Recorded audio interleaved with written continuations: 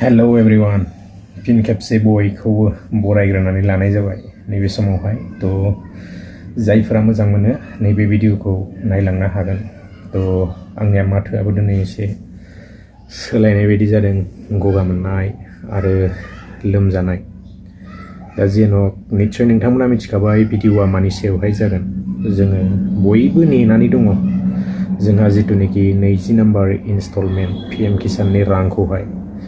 तो माब्ला हाबगोन दिनै 18 तारिख सफैबाय दिनैनो हाबमारगोन नामा तो 18 तारिखआव हाबगोन जोङो गोबां निउस जोङो फोसावनाय जोङो नुनो मोनदों दा फैसायानो हाबा ना खालि निउस 4,000 सो हाबगोन ना 2,000 सो हाबगोन जों गोबां नेनानै दङमोन जोङो दिनै मिथिनो मोनदों जोंहा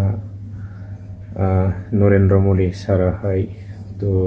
बिहार फारसे दंहैयो बा थांगासिनो बा हजोंहाय मोनहैबाय आरो बेबायदिनो मिटिंफोर खुंगोन जाहैदों दा दिनै मिटिंनि गेजेरजों हाबगोन ना हाबा तो जोंनो समासो खिन्थासिगोन नाथाय वेबसाइटआव हाबनानै नायोब्लाबो दासिमबो जेबो आपडेट्स जोङो मोनाखै आरोना तो जियानो हक दिनै सानसेखौ जोङो नायनि बिनि उनावहाय मा आपडेट्स फैयोना दासिमहालागै जेबो बेबायदि गैथ'आ आरोना तो जोङो वेबसाइटआव हाबैनि थ' बिदिब्ला तो लोगोफोर आंना देहाया बारा मोजां नङा तो बिनि थाखायनो आङो दिनैहाय बारा गोलाव खालामबाय थानो सानाखै आरोना तो बिदिब्ला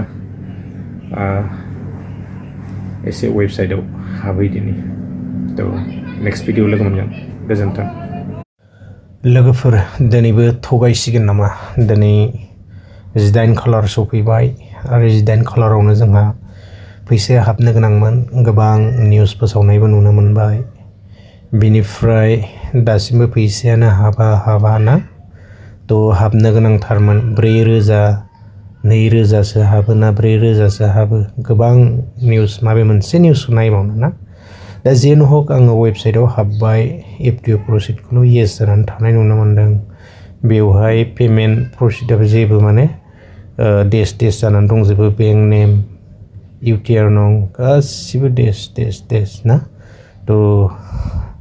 मा जायो दिनै नायनोसै दासिमहालागै जेबो माने बेबायदि मोजां खौरां नुनो मोनाखै आरोना हाबगोन हाबा तो जेबो बुंथ'नो हाला